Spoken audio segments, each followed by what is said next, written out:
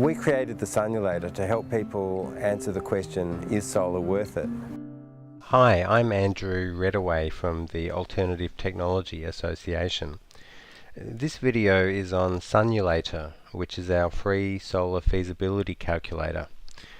To download Sunulator or to find more information on it, just do an internet search on the word Sunulator. There's some pretty comprehensive information, including a user guide. This video is part of a series of videos which is covering material that we provide in our standard Sunulator training course, which we've already delivered in several Australian cities. And in this one we'll be talking about tariffs, grid tariffs. So from the Sunulator introduction page, all we need to do is click on the word tariffs in the menu over to the left-hand side of Sunulator. And if you've downloaded the user guide, you'll see the reference to section 3. So Sunulator is intended to be used for a grid-connected solar system. So you've got a house or a building, maybe a business, which has solar panels on the roof, and it also has a wire that's connected into the poles and wires in the street, which is all part of the grid. And the house or the business will have an account with an electricity retailer, an electricity provider, who will be charging the house or the business for the electricity that they import from the grid. And if they've got solar panels, then at sometimes the electricity will also be exported out to the grid when the generation is higher than consumption at that point in time. In which case the electricity provider, the retailer, would normally pay some money to the house or the business based on how much electricity they've exported to the grid, and it's all measured through a meter, a billing meter, which is normally an electrical box somewhere near the front of the building. So there are many different ways that the contract may be set up, but it's normally as some sort of tariff, some sort of plan, and often a retailer will have several different grid tariffs, just the same sort of way that mobile phone providers have several different types of plans that you can be on if you have a mobile phone with them. And in this video I'll be outlining how you enter into Sunulator the information for the grid tariff that the house or the business is on. So why do we need to tell Sunulator? It's pretty simple, because one of the main outputs of Sunulator is to do an economic analysis on how beneficial it is, how much bill saving you'll have from putting a solar system or a solar battery system. And obviously to do that you need to know what the bill would have been without the solar and what the bill would have been with the solar. Either way, Sunulator needs to estimate what the annual bill would be for electricity based on how much is consumed and, well, actually how much is imported from the grid, and also how much consumption is and what the tariff is. So that's what we're doing in this section of Sunulator. By the way, in Australia the goods and services tax, the GST, is assumed to be included in all the numbers that we enter here, all the dollar amounts. So if we click next, that takes us to the first tariff type that we can enter, which is a flat rate tariff or a flat tariff. Now, just a point here, there are 3 different types of tariffs that can be entered, and you can see in the menu to the left we've got the flat tariff, TOU, a time of use tariff, and a demand tariff. you don't necessarily have to enter information in all three sections, because later on we're going to tell Sunulator which tariff type we're actually using. So if you're only interested in the flat rate tariff, maybe that's all you have available in your area, or it's the tariff that you're currently on, then all you have to do is enter on this sheet. You don't have to worry about the time of use sheet or the demand sheet. So that simplifies things quite a lot. Also, the flat rate tariff is the simplest tariff, and it's the most common. And I'd probably recommend that if you're new to Sunulator, then just run it with a simple flat rate tariff, even if it's not the real tariff, just to get a feel for, just to prove that you can run Sunulator. You've got something up and working, and you can always come back and then refine it, switch it over to a different type of tariff, and rerun quite easily. Alright, so with the flat rate tariff, this is where you will be charged by your electricity retailer a fixed charge per day or perhaps per month, regardless of how much electricity you import from the grid. So we enter that here in this yellow box. So at the moment it's saying we're going to be charged 84 or almost 85 cents per day. And then you'll also be charged for how much electrical energy you import from the grid, measured in kilowatt hours. So here we've told Sunulator that we're going to be charged 23 cents per kilowatt hour. And these tariffs vary quite a lot by location and also by retailer. Around Australia. Victoria has quite low tariffs, mostly because we've got a fairly dense electricity network to spread the cost of all the poles and wires over, and also because of cheap brown coal. Other states, for example, South Australia has quite expensive electricity. So you'll need to at least put an estimate in here which is realistic for your area. So that's it for a flat rate tariff. You really only have to enter two numbers. You may have your fixed charge expressed as a monthly rather than a daily, in which case we just delete the 84.88 cents and put a different number in the monthly charge. One thing to watch out for is on your bill it may be expressed as a cent value, like 85 cents. So if we were to come in here and enter 85, then Sunulator's interpreted that as $85 per day, which is obviously way more than what we'd really be paying.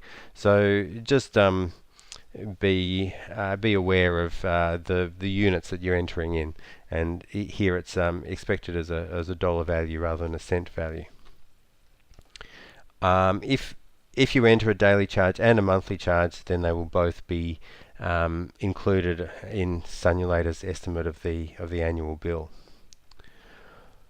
Okay, so that's a flat rate tariff, fairly simple. Let's click next to move on to the time of use tariff. If these other tariff types are not relevant for you, then you can quit watching the video now. Okay, so a time of use tariff is a bit trickier than a flat rate tariff. Now the amount that we pay for our electrical energy that we import from the grid is going to vary depending on what time of day it is. So often you'll have if you're using any electricity that you use early in the morning or late at night would normally be fairly cheap. That's because it's cheaper for the electricity retailer to source electricity at those times, and normally the poles and wires network is not too congested, so there's not much impact on having to upgrade the electrical network. But then there's a peak time, which is normally around the late afternoon, evening sort of time, and any electricity you import from the grid during the peak time, you'll pay more per kilowatt hour. And there may be a shoulder time as well, which is in between those. Alright, so having a look at what we enter, we've got the fixed daily charge, which is 85 cent, 84.88 cents. So that's just the same value we had under the flat tariff. You can also put in a monthly charge, and there's also a box here for a demand-based daily charge.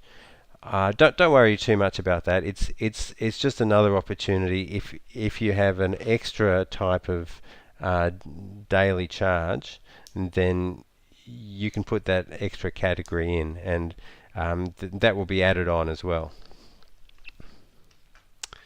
So the categories I mentioned, normally you have off-peak, shoulder and peak. If your electricity tariff has different labels for that, then you can change them. Or if you just have off-peak and peak, then you can delete the shoulder and type in peak, and delete the peak cell. Block thresholds. Now this is another feature that some tariffs have. So what that is saying is you've got a certain limit of cheap electricity per month, each calendar month of the year. So let's say it's January, and on the 1st of January we use 20 kilowatt hours, 2nd of January we use another 20 kilowatt hours, etc.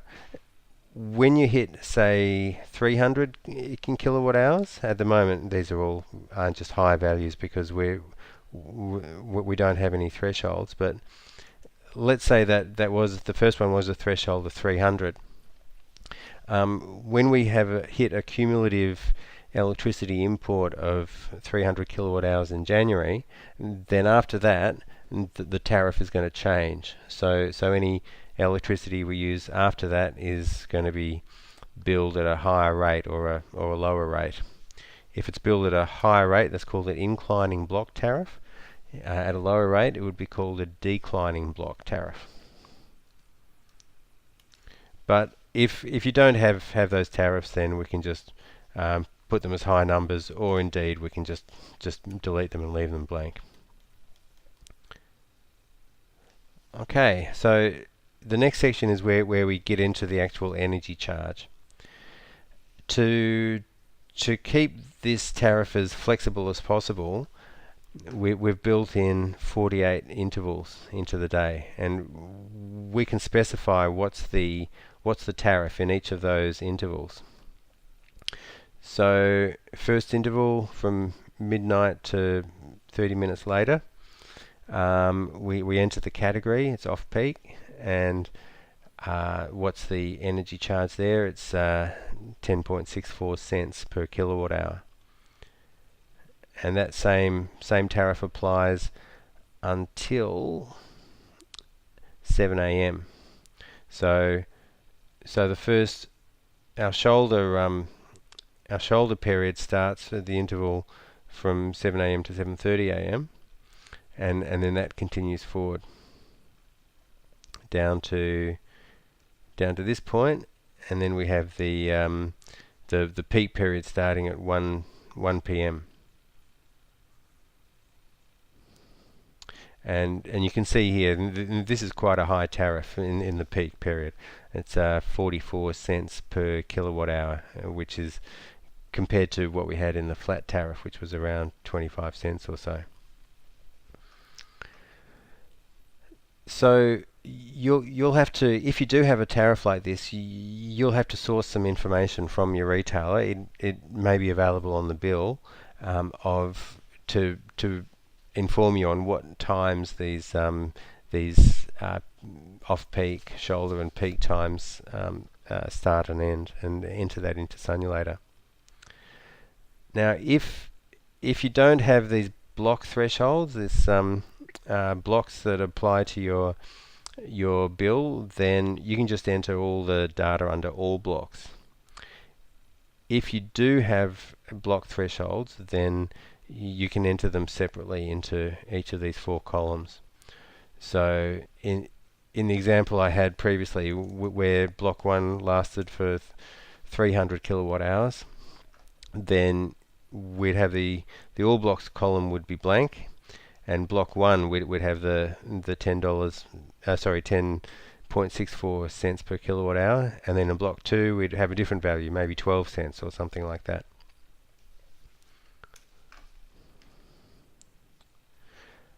Now the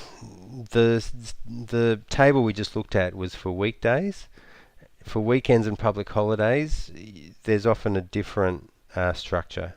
So for example, there may be no peak time, and that's what we've got here. We've just got a shoulder period that's lasting from 6:30 a.m. through to 11 p.m. and it's all just at that same off-peak tariff, the 10.64 cents. So yeah, all of those yellow cells should be looked at and considered and entered if necessary, and you've set up your time of use tariff. Now a time of use tariff can often be advantageous if you're putting in a solar system, or perhaps a solar system with a battery, and because you may be able to minimize the amount of electricity that you consume during peak hours with a solar and or a battery.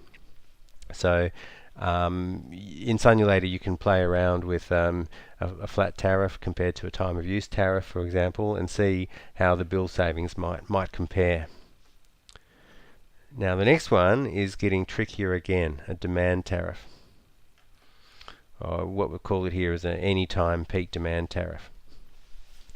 Now these are not yet widely available for residential consumers in Australia. As far as we know, there's only one retailer, I think in South Australia, that's offering a tariff like this at the moment. But it is quite widespread across larger businesses and industrial consumers, electricity consumers.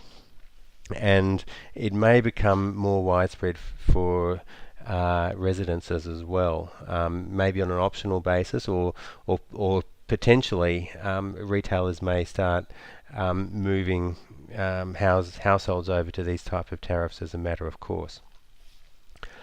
So with a demand tariff, we're now talking about a different unit of measure. Previously everything was based on either on a day basis or on a kilowatt hour basis, as we can see down here. Now we also have a tariff which is going to be levied on the consumer on a kilowatt basis. So if you're a bit hazy on the difference between a kilowatt and a kilowatt hour, there's a few good videos on YouTube and on the internet which will explain the difference. But a kilowatt is a value of power, and a kilowatt hour is a value of energy. So with a demand charge, what the retailer is doing is looking over your entire consumption for a month, say January, and picking out the interval, the half-hourly interval that has the maximum import from the grid. So let's say you had a party on a Friday night, and you had lots of appliances all on at the same time at 8 o'clock in the evening, for example. Then you might have been importing electricity from the grid at you might have imported, say, 12 kilowatt hours in that half-hourly interval, 12 kilowatt hours of energy, and over a half hour, that means you've been importing at a power rate of an average of 6 kilowatts. So let's say it was in summer, and your demand charge is $8.50 per kilowatt. Then for January, you're going to be paying $8.50 times 6. So what's that?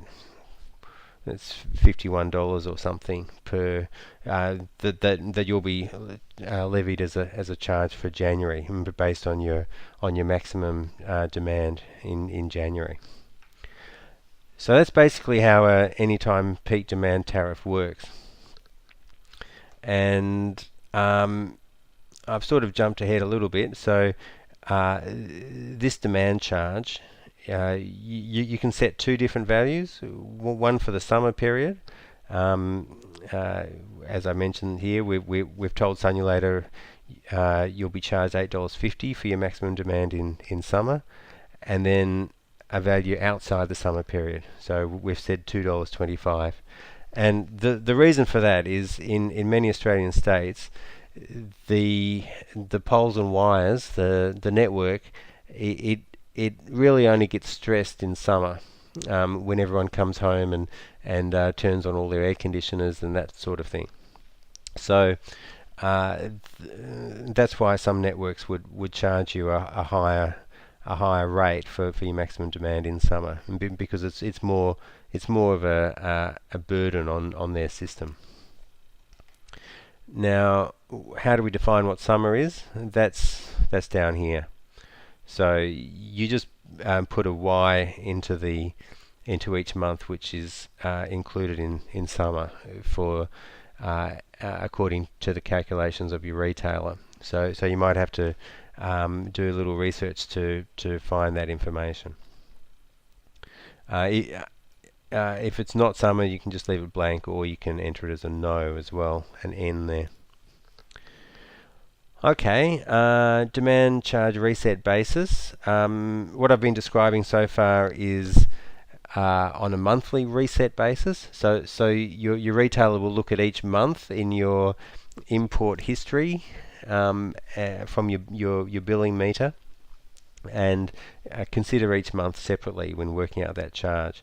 So if it was $51 for January because you had that party, then February maybe you don't have any intervals where you've got lots of appliances turned on at once. So your maximum demand may have only been, I don't know, 4 kilowatts. So you're only going to be charged, what's that, $36 or something like that for February, etc., etc. Some demand charges, they don't look at each month independently. They may look over the whole year, or as far back as their records allow. So if you had had a party, say, a year ago, and it was still on the records of that retailer, then they might be charging you that $50 every month after that, which seems a bit harsh. But normally, if they had that sort of system, their demand charge value would be lower to compensate for that. So if that is the case, then you change this to no reset rather than monthly reset. And what Sunulator does then is it looks back and finds the maximum demand over the entire consumption history that you've imported into Sunulator, or the trends that you've told Sunulator, as per my previous video. Number of days to average. Normally that would just be one. It's just considering the highest maximum demand on a single day in each month. But there are some retailers that are getting a little creative, and they're saying, well, okay, let's look at the 5 maximum days from January. So okay, in January we hit 6 kilowatts. In February, in January, on the 15th of January we hit 6 kilowatts, and then on the 20th we hit 5 kilowatts, and then on the 22nd we hit 4 kilowatts, etc. And it'll average those values to come up with an overall maximum demand. If that is the case, then you'd enter 5 there to average over the top 5 days. Minimum demand. This is if the retailer is going to say, well, okay, so in April you were away on holidays for the whole month, and your maximum demand was only 1 kilowatt, just from the fridge turning on and standby and that kind of stuff. But in our plan, we have a minimum demand of 2 kilowatts, so we're going to charge you for 2 anyway. If that was the case, and then you'd enter in 2 kilowatts there. That effectively just becomes another type of fixed charge. Okay, so far we've been talking about demand on a kilowatt basis, but not many retailers are radical enough to shift all of their billing onto a kilowatt basis. Most of these demand tariffs also still have a kilowatt hour charge as well as a kilowatt charge. So here we're saying, okay, it's going to cost 19.71 cents for energy, and it's the same on peak and off peak. If they did have a peak charge and an off-peak charge, then you could differentiate them with these two cells. And again, that could be differentiated between the summer period and the rest of the year. Hopefully the kilowatt hour energy charge would be lower here than if you'd chosen a flat tariff from the same retailer, because obviously the flat tariff does not have the demand charge added on as well. And you probably have a fixed charge as well.